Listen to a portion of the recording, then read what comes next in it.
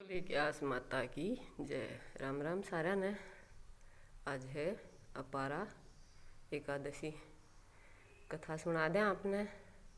सबसे पहला इसमें इस गैस में कुछ ज़्यादा करने की ज़रूरत नहीं, कोई उपाय नहीं।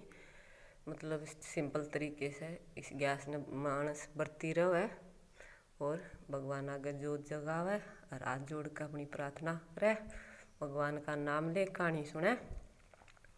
और इस गैस के दिन सबसे बड़ा दान है तुलसी दान। आज के दिन जो कोई भी तुलसी दान करता है मतलब सब दाना के समान है।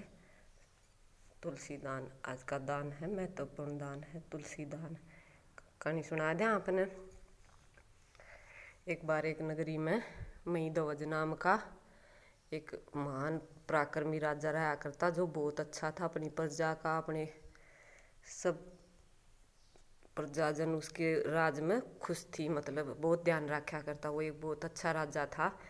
और एक उसका छोटा भाई था, उसका नाम था वज्रध्वज।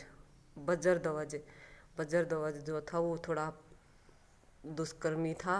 और उसके महीध्वज की जो उसकी मान परिश्रम, जो उसकी महिमा सुनकर, मतलब की बड़ाई सुनकर बहुत चढ़ा करता उससे वज्रध्वज। तो एक दिन उसके मन में ऐसा विचार आया, बहुत बुरा विचार, कह दे भाई किसी ने मारना तो बुरा ही विचार हो जाए है।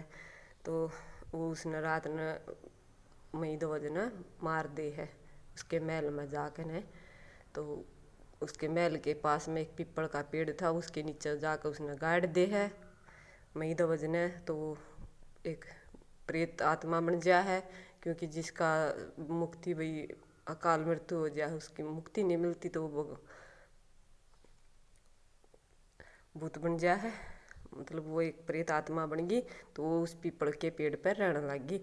तो एक दिन एक ऋषि थे, जो धौम्य ऋषि नाम था उस ऋषि का, जो उस पीपल के पेड़ के नीचे का जान लग गए। तो उसने भाप लिया भाई कि वो बहुत पराक्रमी ऋषि थे, बहुत पहुँचे हुए संत थे। तो उसने भाप लिया, तो उसको पेड़ के ऊपर तक तारा उसने, और उसने अपनी शक्तियाँ तक उसको मुक्ति दी प्रेत योनि तक।